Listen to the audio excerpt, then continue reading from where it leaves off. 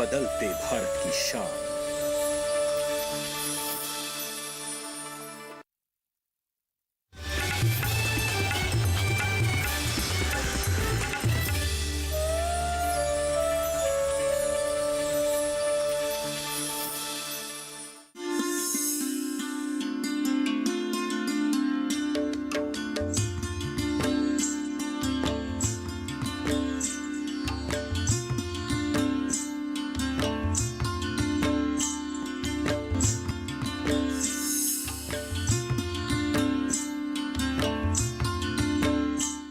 नमस्कार, स्वागत है आपका खेती किसानी पर आधारित हमारे खास कार्यक्रम गांव किसान में। आपके साथ मैं हूं अंटू सिंह। गांव किसान आपका अपना कार्यक्रम है जहां आपको मिलते हैं खेती किसानी से जुड़ी हुई तमाम नई जानकारियां, ताकि आप कृषि को लाभकारी बना सकें और हमारे किसान विकास की धारा से जुड़ सकें। तो चलिए शुरुआत करते हैं आज के गांव किसान की। हमेशा की तरह सबसे पहले बात होगी खेती किसानी की, उसके बाद नजर डालेंगे हमारा पशुधन पर और अंत में दिखाएंगे कामयाब किसान की दास्तां। तो चलिए देखते हैं आज का गांव किसान।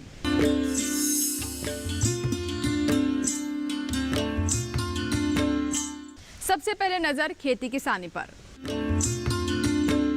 खेती किसानी में हम आपको अलग अलग फसलों के बारे में महत्वपूर्ण जानकारियां देते हैं, ताकि हमारे किसान इन जानकारियों का कृषि में उचित इस्तेमाल कर सकें और अच्छी पैदावार हासिल कर सकें, ताकि उन्हें लाभ मिल सके। तो आइए जानते हैं कि खेती किसानी में आज किस फसल के बारे में हम आपको जानकारी दे रहे हैं, क्या है विशेषज्ञों की राय। आइए डालते हैं नजर।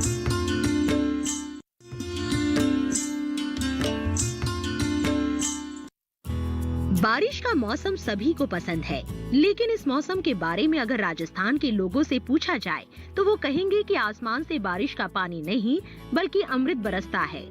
यहाँ के लोग इस पानी को एकत्रित कर लेते हैं और फिर पूरा साल इस पानी का इस्तेमाल करके अपनी जरूरतें पूरी करते हैं, क्योंकि यहाँ भूमिगत पानी में फ्लोराइड की मात्रा पाई जाती है, जिससे स्वास्थ्य पर बुरा असर पड़ता है।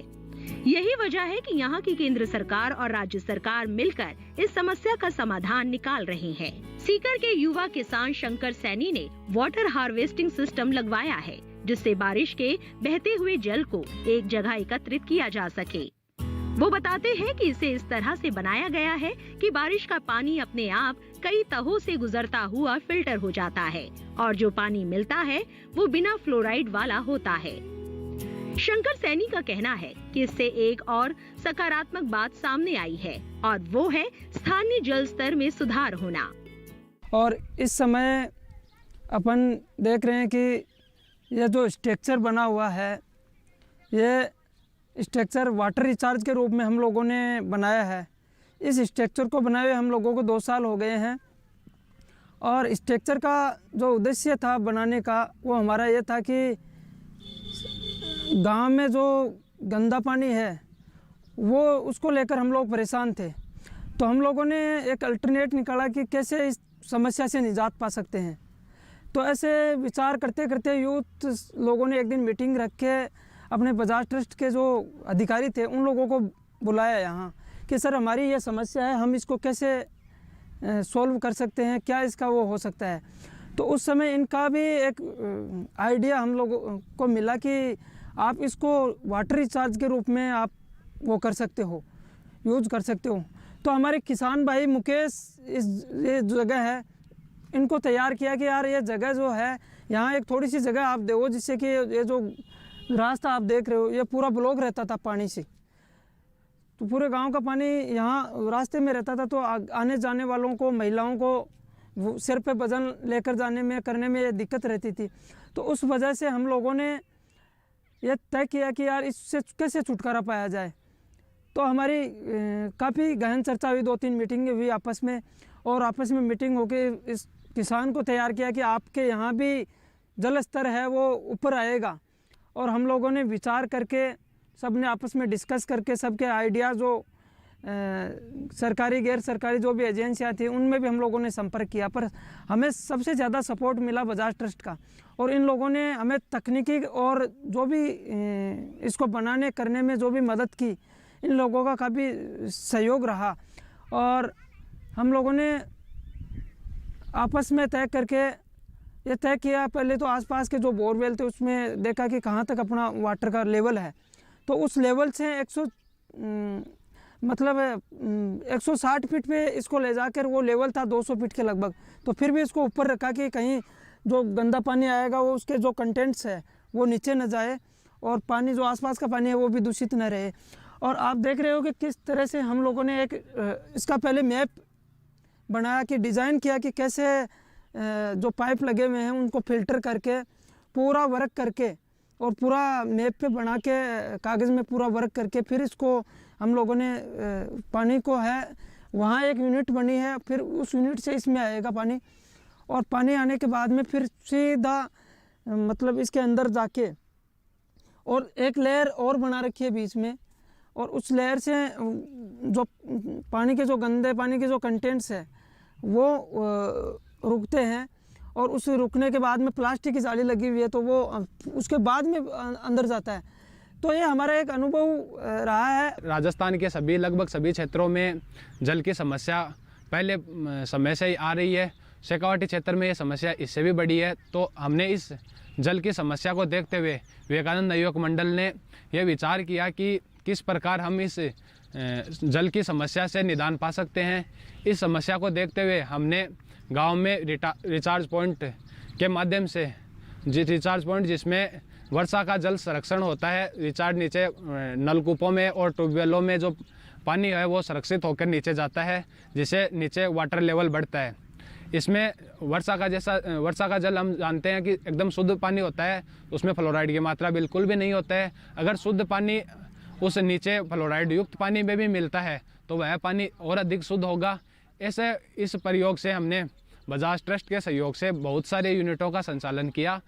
ये हमारे यूथ मंडल ने ये बहुत अच्छा काम किया है। पानी पर जल संरक्षण हमारे राजस्थान में बहुत ज़्यादा समस्या है, इसके लिए यूथ मंडल ने बहुत अच्छा काम किया है। तो ये सराहनीय काम है। गांव हमारे आने जाने की पानी की समस्या थी तो यहाँ पर ये बोरियल बनाने के कारण से समस्या का निजात मिला है हमें। हमारा गांव का मान और बरसात को पानी और घरा को जो नहाबा धोबा को बर्तन साफ करवा को वो सारो पानी है ना जो गांव का रास्ता का मान इकट्ठो हो जातो। आवाजा वाला आदमी ने सन ही भी को मान परेशानी रहती कि हर आदमी कोई के साधन गाड़ी घोड़ा आता तो भी मान भाई गंदगी का छाटा लाग बोरता। अब वो आवाजा वाला आदमी सही माने रोड़ा भी करता है कि भाई वो के गांव का मान गंदगी फैला रखी हो।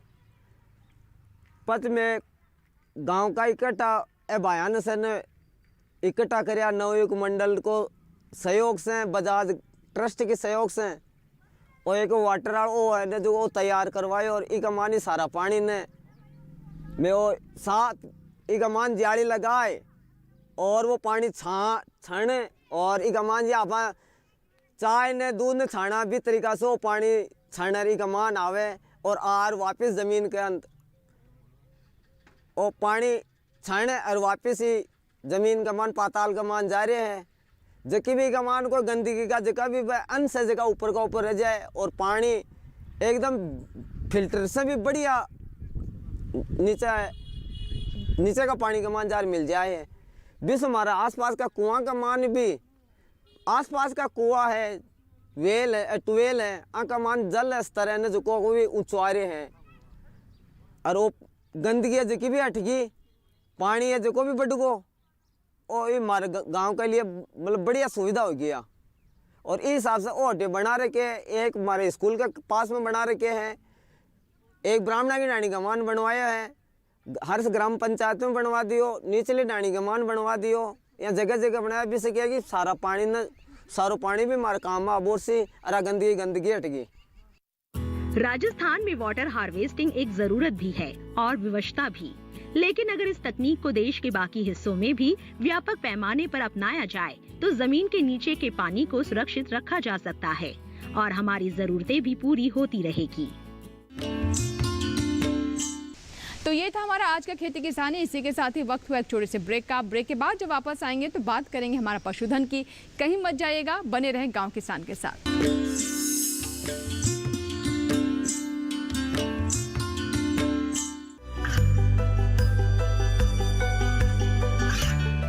गांवों और पिछड़े क्षेत्रों में सरकारी योजनाओं की जानकारी पहुंचा।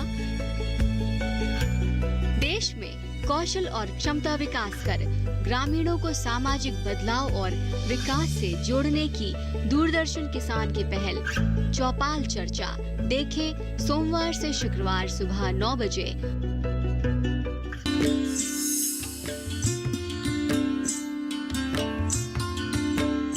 ब्रेक के बाद एक बार फिर आपका स्वागत है। आप देख रहे हैं गांव किसान। आइए अब नजर डालते हैं हमारा पशुधन पर।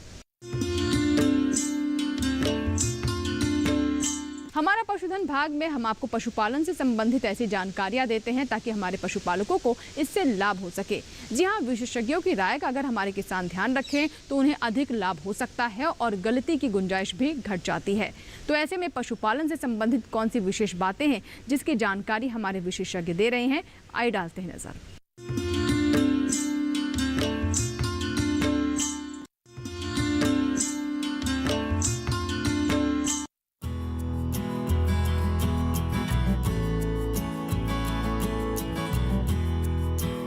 शुकर पालन एक लाभदायक व्यवसाय है। इसे शुरू करने से कई अतिरिक्त लाभ भी लिए जा सकते हैं। पहले इस व्यवसाय को आर्थिक रूप से पिछड़े वर्ग के लोग ही किया करते थे, लेकिन इसके लाभ ने कई वर्गों को अपनी ओर आकर्षित किया है। सही तरीकों से शुकर पालन किया जाए तो आय और रोजगार दोनों में वृद्धि की जा सकती है। गाँवों से लेकर शहरी इलाकों में लोग इस व्यवसाय में रुचि ले रहे हैं। शुकर पालन कम पूंजी और कम जगह से शुरू किया जा सकता है। अच्छी बात यह है कि करीब 1 साल में ही इनसे मुनाफा होने लगता है।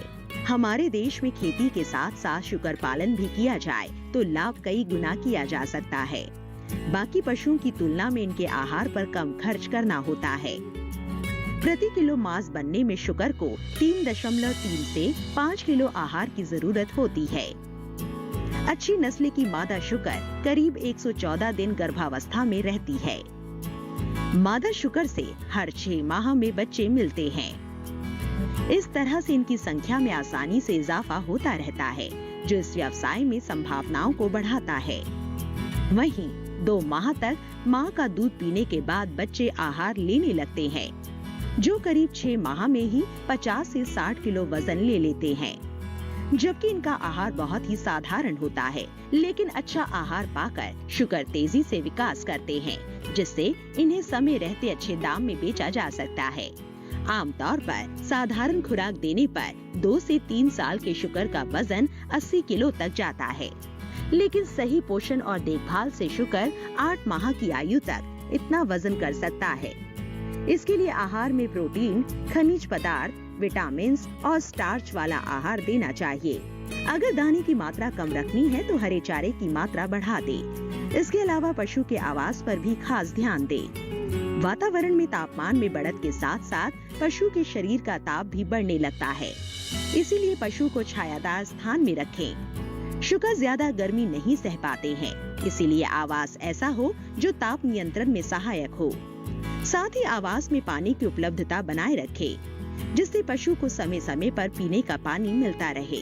50 किलो वजनी शुकर को प्रतिदिन 2 से 6 लीटर पानी की जरूरत होती है।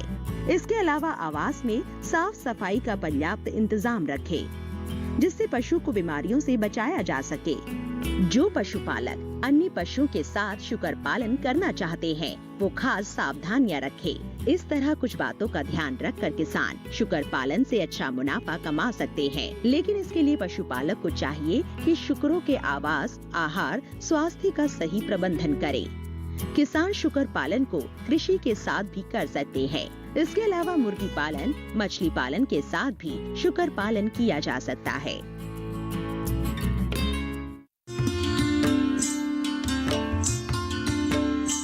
तो ये था हमारा आज का पशुधन। बढ़ते हैं आगे और बात करते हैं इस माह के पशुपालक कैलेंडर के बारे में, जिसमें हम आपको जानकारी देते हैं कि माह के अनुसार कौन कौन सी खास बातें हैं जिसका ध्यान हमारे पशुपालक रखें ताकि उनके पशु स्वस्थ रहें और उनकी उत्पादक क्षमता बनी रहे। जून माह का पशु कैलेंडर 2021। जून माह में ध्यान देने वाली बातें। एचएस एवं बीक्यू टीकाकरण के 10 से 15 दिन पहले सभी पशुओं की डिवर्मिंग कर देनी चाहिए ताकि टीका प्रभावी हो सके। पशुओं को 50 से 60 ग्राम खनिज मिश्रण एवं 20 ग्राम नमक प्रतिदिन देना चाहिए। गर्मियों के मौसम में पैदा की गई ज्वार में जहरीला पदार्थ हो सकता है जो पशुओं के लिए हानिकारक है। बरसात के मौसम में चारे की अच्छी पैदावार लेने के लिए ज्वार एवं मक्का की बुआई करें। चूंकि जून का महीना काफी गर्म रहता है, इसलिए पशु के लिए अलग से शेड का निर्माण करना चाहिए तथा अधिक से अधिक स्वच्छ पानी पिलाना चाहिए।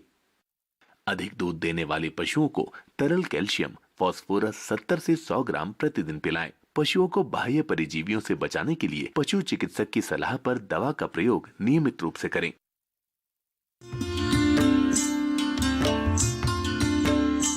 इसी के साथ ही यहाँ वक्त हुआ एक छोटी सी ब्रेक का। ब्रेक के बाद जब वापस आएंगे तो दिखाएंगे आपको कामयाब किसान की कहानी। बने रहें गांव किसान के साथ।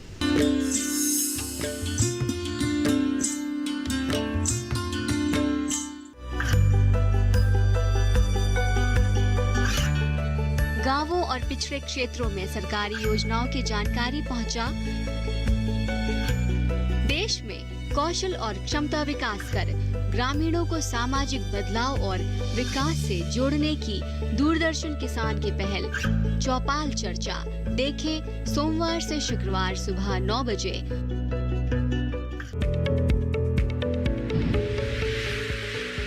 खुशहाल होंगे खेत, पशु रहेंगे स्वस्थ, सरकारी स्कीम का होगा लाभ, जब एक्सपर्ट्स का मिलेगा साथ, आपके सवाल विशेषज्ञों के जवाब, सिर्फ एक फोन कॉल की दूरी पर। देखिए किसानों का अपना प्रोग्राम हेलो किसान, सोमवार से शुक्रवार शाम 6 बजे से सिर्फ दूरदर्शन किसान पर।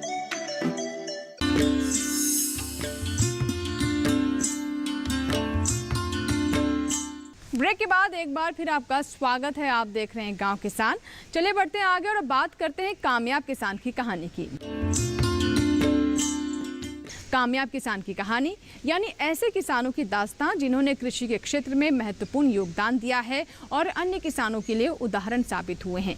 ये वो किसान हैं जिन्होंने अपनी लगन मेहनत से तमाम चुनौतियों को पार करते हुए कामयाबी हासिल की और बने वो हमारे आज के कामयाब किसान। तो आइए देखते हैं ऐसे किसान की कहानी।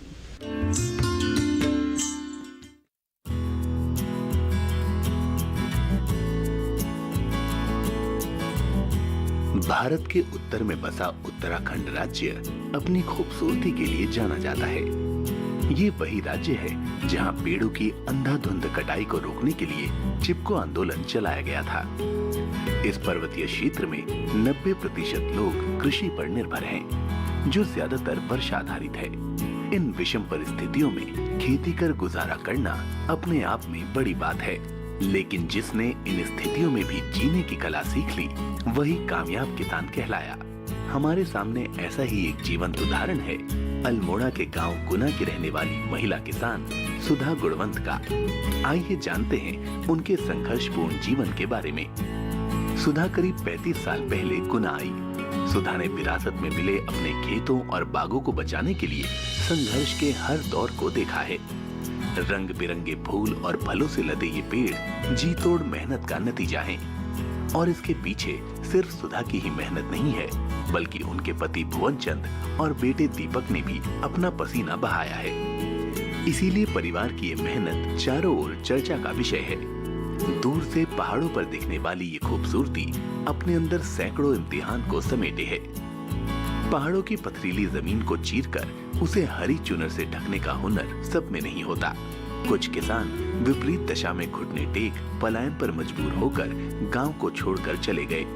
बचे वही जिनके इरादे हिमालय की तरह मजबूत थे। सुधा के परिवार ने हर समस्या का सामना किया और उसका समाधान भी निकाला।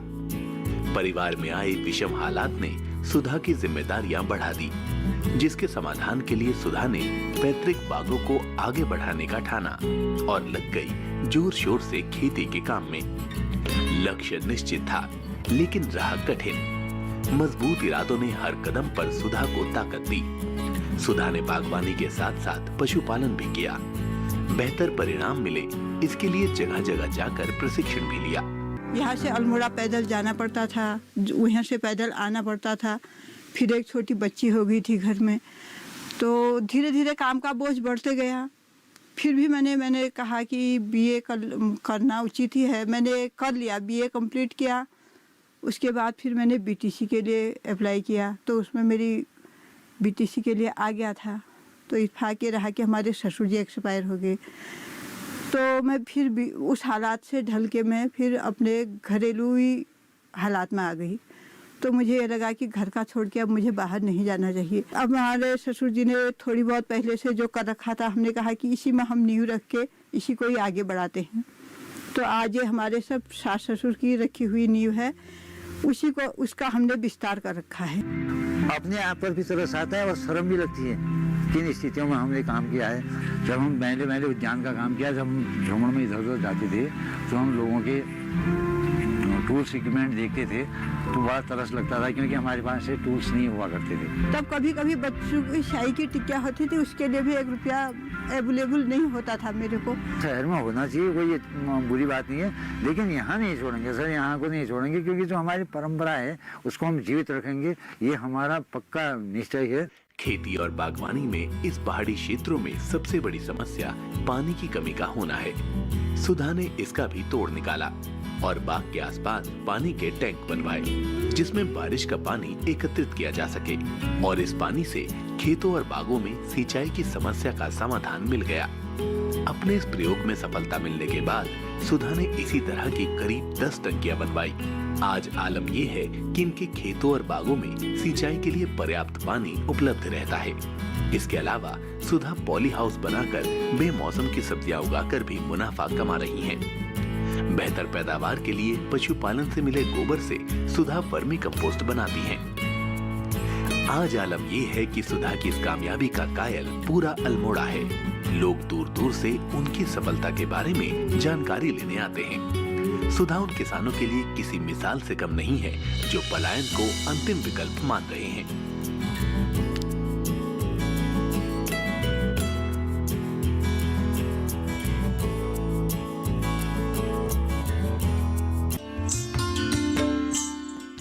तो ये थी हमारे आज के कामयाब किसान की कहानी, जिसे देखकर कहा जा सकता है कि अगर मन में कुछ ठान लिया जाए तो असंभव कुछ भी नहीं। उम्मीद करते हैं कि इस कहानी को देखकर आप भी ज़रूर कुछ न कुछ सीख लेंगे। इसी के साथ ही दीजिए इजाज़त। गांव किसान के नए अंक में नई जानकारियों के साथ फिर होगी आपसे मुलाकात, लेकिन आप बने रहें दूरदर्शन किसान के साथ। नमस्कार।